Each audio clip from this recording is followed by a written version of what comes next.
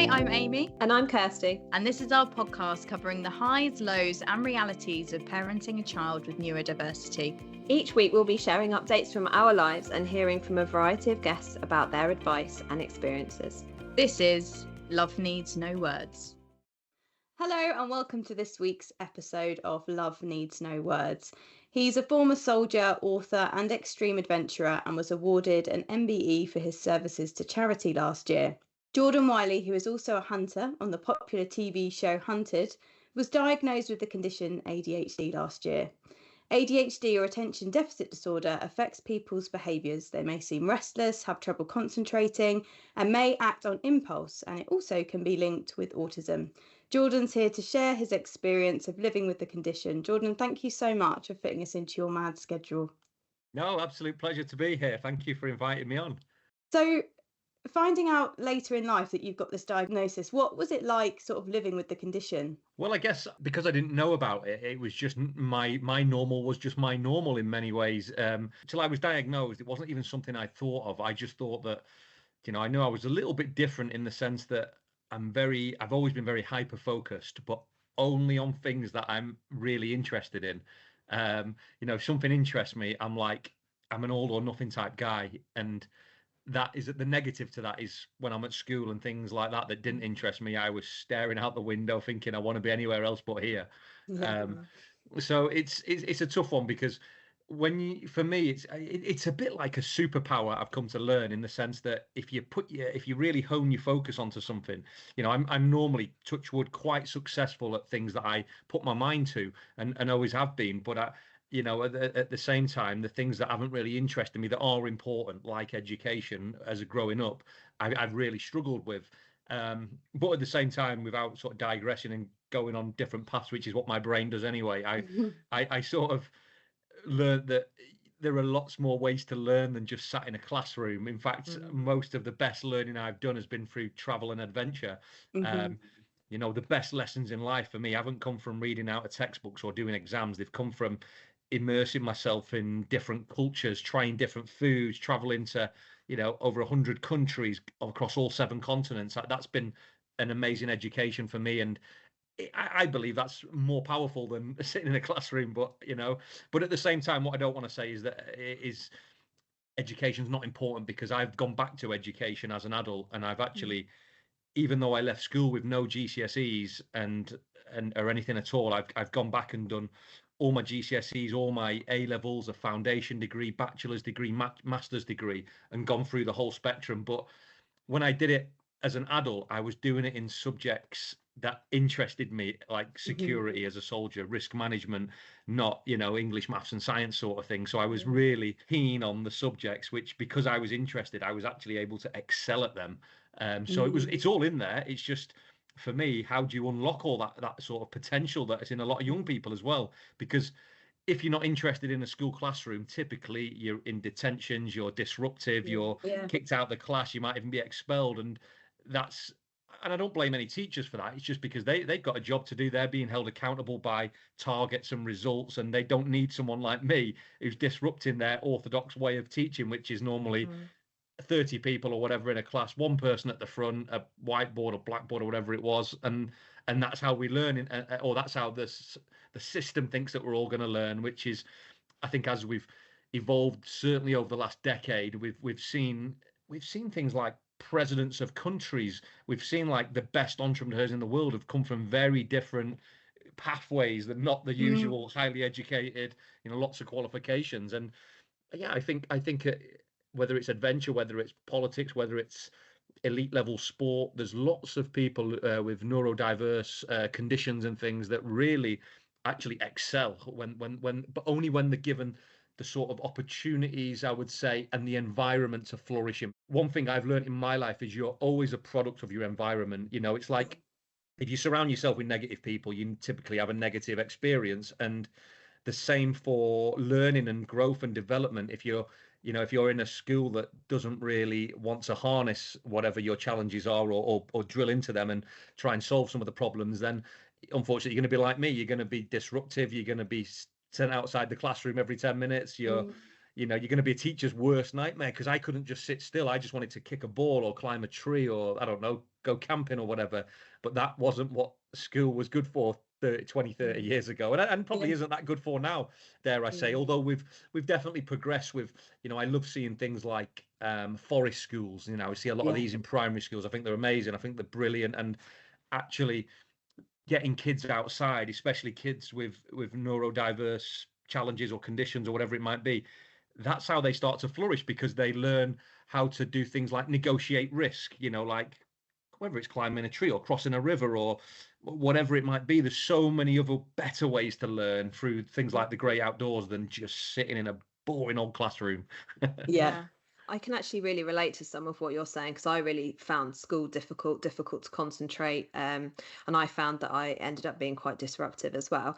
And I'm really interested in what you were saying about like the negative messaging, because do you think that impacted your confidence throughout your school years?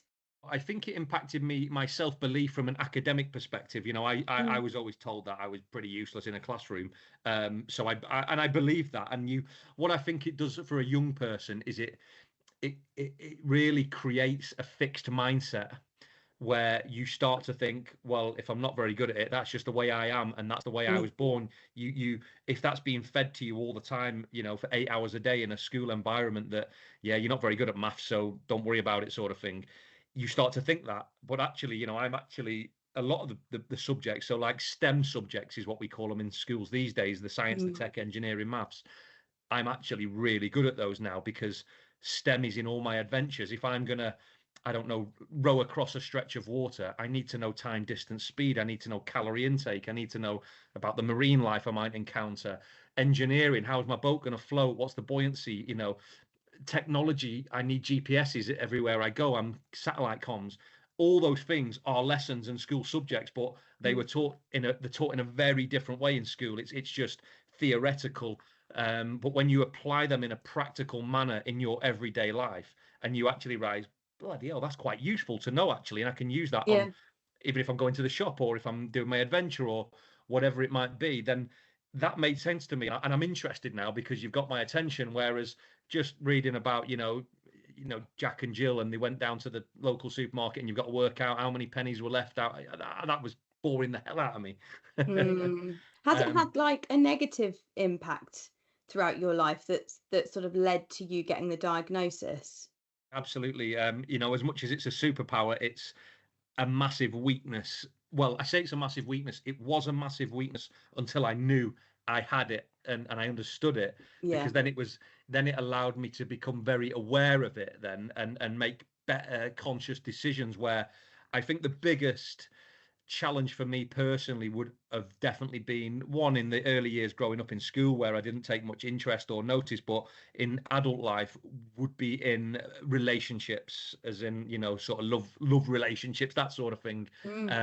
I think because I'm so hyper focused, that has made me sort of have tunnel vision on whatever it is I'm doing, and it's led to a lot of neglect to the people around me, because I'm so like in the zone. I'm like, to them it would look like he just takes me for granted. He's just a workaholic. He doesn't care about his family, whereas it's not the truth. The truth is that I'm just so focused on the task that I need to do everything, give it 100%, and it's cost me a lot of good relationships. I've never been a cheat or anything like that, or someone who's been disloyal, but I have, when I reflect back, I've been very selfish with my time, which is the most precious thing, really, because I will give 100% of my time to my work. And maybe I'm a bit of a workaholic, and maybe that's part of it. I don't know, but I love work. I love getting excited about projects, and I love trying to deliver them. I think having the ADHD, I'm a big believer in backing yourself, even when the odds are stacked against you. I sort of like thrive on that. Well, people saying you can't do something, and or something like that's never been done before. I really like go, well, no, it's just no one's done it yet. It doesn't mean it can't be done. And I probably, on reflection, I think some of that has got to be part of this makeup of me from, neurodiversity and things. I think because I truly believe that we can achieve anything, and I preach that to young people, regardless of what their social status is, neurodiverse background is, or educational background, experience, I believe that it's not a cliche. I think if you want something and you're prepared to work, you can get it. But yes, of course, there'll be, I don't want to say sacrifices, because I've always think when you think of sacrifices, and I've learned this in my relationships, when you say, well, I'm going away for 4 weeks to work, so I'm sacrificing that so I would justify it by saying, because I can build us a better future, I can earn more money, and we can have a nicer house and a nicer life. But when you say sacrifice to anyone, what I've learned is there's a lot of like negative connotations to the word sacrifice, because there's almost an element of resentment when you use the word sacrifice. Like, so I sort of changed that whole perspective on sacrifice. And actually, what it is, it's just a choice, isn't it? You have chosen to go away for a month. Yeah, I didn't see my daughter for the last 4 weeks, and some people would say, well, that's terrible, you haven't seen your daughter for 4 weeks.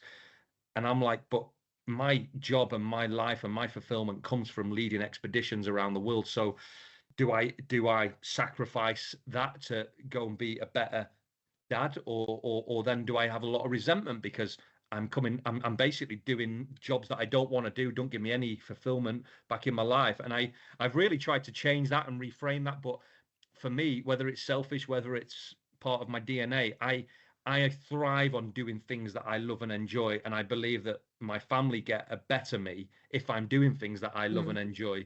And it's like any relationship or family, it's hard to get the balance right. We've all got careers that we wanted to pursue or don't, and whatever it is, and you've got to find what works for you. And I think, I have a girlfriend now, and because she's so career driven and so focused, actually it works quite well for me, because she's in her own zone all the time doing whatever she's worrying about. She's not worrying about what I'm doing.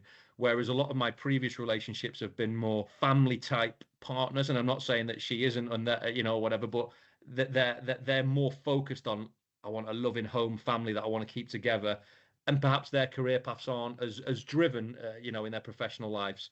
And there's no right or wrong to either of those approaches, but you've got to find what works for you in a relationship. I don't know where I'm going with this. Actually, I don't know where I'm going with it. No, it's a good point, because I think you can go through life and you can act a certain way, and it doesn't make sense until you have a diagnosis now, and now you can make sense of it in your head. You understand why you act a certain way. I'm more aware of it, and that's the biggest thing, because it's not changed anything that I do really, or changed me in any way, but because I'm aware of it. Like, one of the things that I know I do a lot, and I'm very hyper aware of it now, is I would finish someone's sentence when they're talking to me. They'll be talking, but my brain is already into the next phase of the conversation. Get on with it. Yeah, and I want to race forward, and if you're not aware of that, like I now see myself doing it, and I stop myself, and I think, God, I must come across so rude to that person whose sentence I've just cut out or finished in a group of people who are having a chat over a beer. But now I can stop myself doing it, because I know that it's a trait of mine, that it's a terrible trait. So there's little things like that. And, things like, I've got a very addictive personality, and I guess that links into the hyper focus, that if I'm doing something, it's getting 100% of me. I'm an all or nothing guy. I'm either not getting involved or I'm doing it to the extreme, whatever it is. And I think another thing that I do a lot, when I look back, and what the diagnosis taught me, was that I'm very an impulsive decision maker. If I like an idea, or I get it, I'm on it, I'm doing it. I'm like, people are like, well, do you not want to go away and think about that, or talk to your family, or speak to some? No. If I say I'm doing it, we're going. I'm doing it, and I can make that decision. I'm not saying it's always the right decision. Sometimes it bites me, but that's the way I'm wired. That I like go with gut instinct, gut feeling. And it sometimes landed me in trouble or made the wrong decision, but generally it's been a bit of a superpower as well, to act on gut instinct and feelings. One thing that I say to kids a lot is, like, you should always embrace failure. You should always never be scared to fail, or never be scared to give something a go, because normally the worst thing that can happen is you learn something new. Yes, you might feel a bit embarrassed or a bit rubbish that you didn't achieve it, or but it's very short term, and the growth that you get from anything that fails is immense. And sometimes you've got to be an adult to understand that, and it's hard for children to see failure as an opportunity for growth. But all the things that I've got wrong, whether it's in relationships, whether it's on adventures, whether it's business, whatever it is, the greatest lessons have come from me getting things tragically wrong, especially in relationships. You know, I'm always learning, and I think one of the things I've learned, going a bit off topic maybe, is that you have to own whatever your mistakes are. You've got to take full responsibility for them, because I think a lot of us, I certainly did for years, we would hide away from them. It's very easy to be a victim in this world. You know, I've got lots of challenges where I don't really see ADHD as a challenge, if I'm honest. I see it as a positive in a lot of ways. But things like my mental health, you know, I've struggled a lot with things like depression and anxiety, which have caused me major problems and challenges. So, you know, you've got to take responsibility for the things like this that you've got wrong. You've got to be prepared to acknowledge when, you know, you're not feeling good, or you're not feeling right, or you need to talk to someone. Because I've also been that person who's kept it in my head for weeks, months, and it ends up being a bit of a disaster, and it all comes crashing down in the end if you don't talk to people. But I think for young people growing up, I think they have a much more challenging world than we've ever had with social media and all this digital online world that we're in.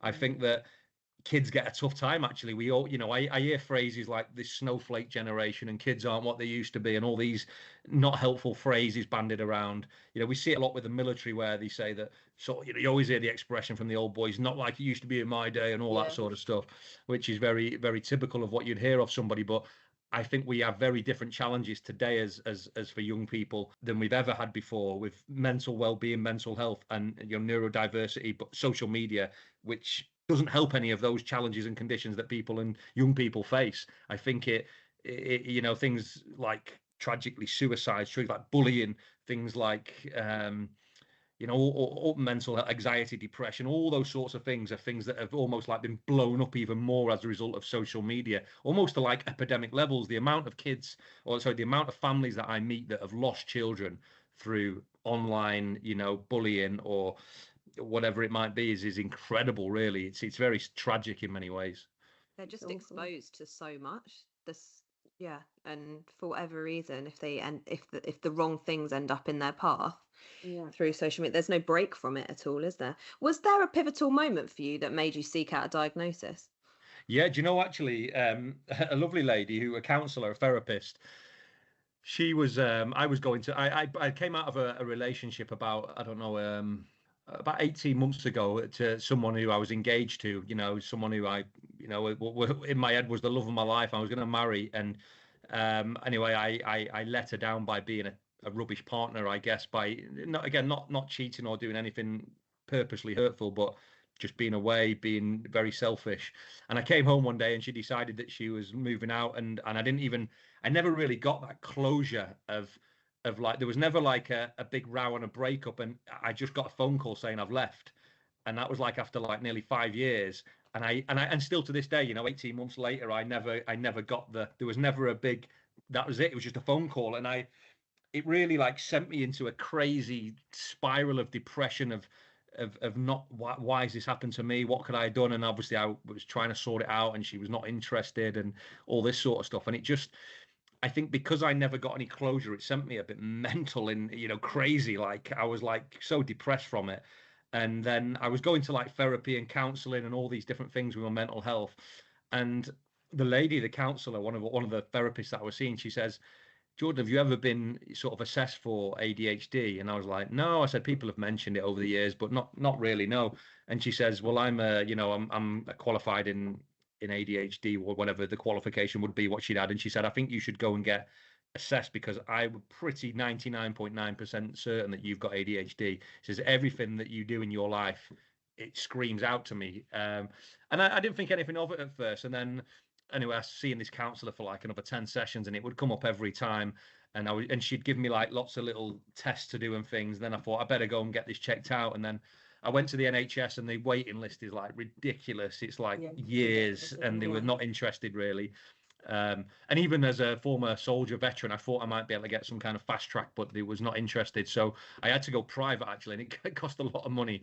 It cost me like thousands to get the diagnosis. But and as I say, it didn't really change anything, but it allowed me to understand myself and become much more aware of when I'm doing, you know, things like impulsive decisions, when I'm talking over people, when when I'm hyper focused and I need to chill out and turn the phone off for a couple of hours to engage in a dinner or a meal or whatever it, I sort of just an awareness really that has been really helpful. And I think, if I'm honest, it's probably helped other people more than it's helped me, because I'm a better, I think, not that I'm a different human, but I would come across as a much better and more empathetic, more engaging person in social situations. So I don't think it's probably done a lot for me, the diagnosis, but I think my family and others would say you're a lot better for being diagnosed because you're more aware, I think. Yeah. You've talked about military a few times there. So for people that don't know you, you were in the army for over 10 years since leaving. You're known now for your incredible adventures you set for yourself, including running a marathon in the Antarctica in 2021. Do you think your ADHD, you've talked about it slightly, but do you think they've helped with these like various challenges that you've set? Well, I think it goes back to that hyper focus, because, at the moment, for example, I'm literally 4 weeks away from launching a big expedition, which is costing around £100,000 to deliver this expedition, which will go live in January, which is a phenomenal amount of money to try and, and I'm not a salesman, but I have to take up all these different roles, like a marketeer, like a salesperson, like, and actually the adventure bit is right at the end, and that's the fun bit which I do. But I do all these other roles which have to engage audiences to try and get them to support me and back me, and brands and companies. And people say you won't be able to raise, even recently, you won't be able to raise, even my partner said that's a lot of money to try and go and get to go and support a crazy adventure of yours. And I said, yeah, but I'll find it. And she's like, yeah, but how do you know you'll find it? And because I will, because I'm not going to stop until I get it. And not only that, I'll find the right company with the right values that want to support me for the right reasons, to hopefully inspire young people. And I found it, and I've got it. And it took me about 3 weeks, which was longer than I thought. But I was going back to, like, how can you convince the world to believe in you if you don't believe in you? That's what I would say. And it goes back to backing yourself. If you've got a dream or a goal as a young person, you've got to wake up every day and live and breathe that goal, and be. I don't want, like, when I say hyper focused, I don't want anyone to ever think that's a negative, because for me, it's like a relentless pursuit of whatever your goal is. It's like, I don't have plan Bs, because I'm so focused that we're going to make plan A happen. So people go, what if it doesn't get it? I'm like, well, I'm never even looking at that, because I'm going to make it happen. And I think that is definitely to do with the ADHD, because it don't even enter my brain. I'm so tunnel vision channeled on the prize or whatever it is.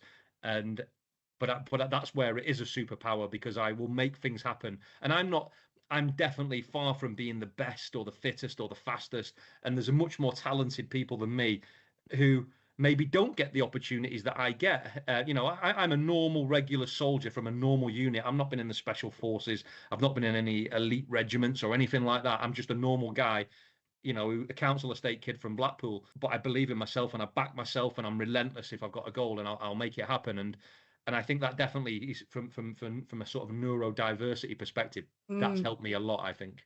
You mentioning about your family and your upbringing, obviously they didn't know that you had ADHD, although you've said that people have asked you questions over the years or flagged it. Your family have presumably supported you over the years for you to develop into the person that you are today. There'll be a lot of people listening whose children have ADHD or have potential ADHD.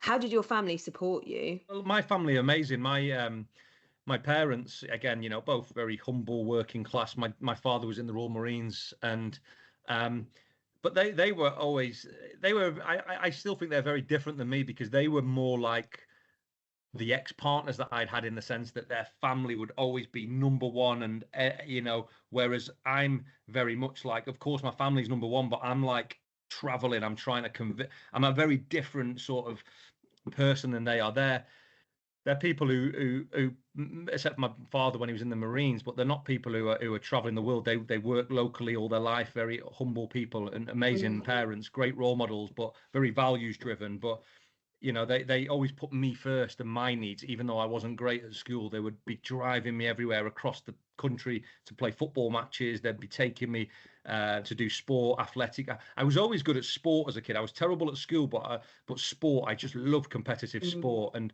the same even today. I hate gyms, contrary to popular belief. Although I have to go to a gym, I can't think of anything worse than standing in a gym doing weights or whatever. I like sport.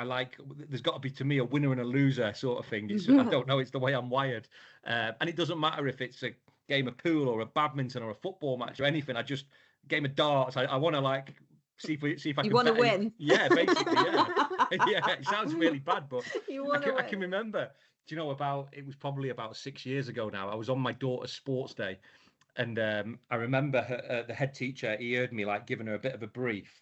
And he came over and told me off because I was basically going against it. It's the taking part that counts and all that. You know what they say in schools. I was like, no, you want to win this.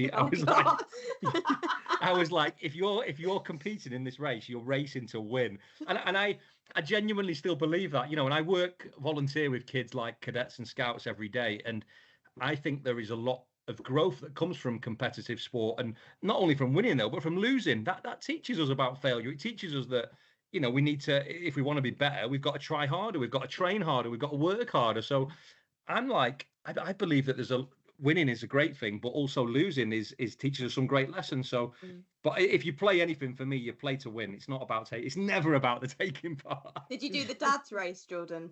I did. There wasn't a dad's race, unfortunately, but I turned up in my running spikes, ready for it. Ready for it. Of course you did. You've done some amazing adventurous stuff. For those listening that don't know, can you list some of them? And also, again, that hyper focus must have helped with so many situations that you've been in. Yeah, I've been really lucky. I just love adventures and going to places that a lot of people don't maybe want to or don't get the opportunity to. But yeah, from some of them would be like, trying to paddleboard around Great Britain, trying to be the first person to paddleboard around Great Britain. I was on the water for 5 months, paddling, 10 marathons in the 10 coldest places on the planet, including, Antarctica, climbing Kilimanjaro with no shoes on, a project called Barefoot Warrior, rowing across a very dangerous stretch of water. We still got the Guinness World Record with the Army Cadets for the deepest underground marathon, 1,000 meters below the North Sea in a mine. So yeah, lots of weird and wacky ones. But I also would say to people that you don't have to do something crazy or go to the other side of the world to have an amazing adventure. I think adventure is a spirit that's in all of us, especially young people. I think you can have the best adventures in your back garden if you're creative and if you're, in COVID and things like that. I had some great adventures in my garden, building dens with my family or whatever. So it's adventure is an approach to life. It's about, being prepared to take a chance, take a risk, and see where the world takes you. I don't think you have to do a crazy big expensive expedition. That's a very different type, I think. You spoke a bit about working with the Army Cadets. You're an ambassador to them now. Is it important for you to help young people? Because I suppose many of those that you'll be working with will have neurodiversity. Yeah, absolutely. For me, it's probably, I'm very lucky to be asked to be, like a patron or a trustee of ambassador for lots of charities and good causes and youth groups. But the Army Cadets is probably like the proudest cap that I wear, just because I think when I see a lot of the cadets, I relate to them, especially when I go to visit like detachments in, obviously in where I'm back home in Blackpool or Liverpool, Manchester, and London suburbs. A lot of what would be considered like challenging areas or deprived villages or towns where opportunities can sometimes be few and far between.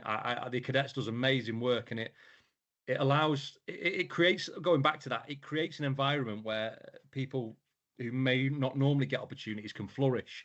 And things like adventure training, taking them on expeditions, giving them the discipline that you would get from like teaching them drill or fieldcraft, teaching them values like courage and respect and integrity, loyalty, discipline, all those core values that for me will take you a lot further in life than any form of education or experience. If you can, I often say to young people that values are like the best decision-making tool that you can carry with you everywhere. It's like an armory that will help you to make good or sometimes bad decisions. But it doesn't mean you're always going to get everything right if you've got good values, but it means that you can quickly get back on track and learn, hopefully, from what you've got wrong.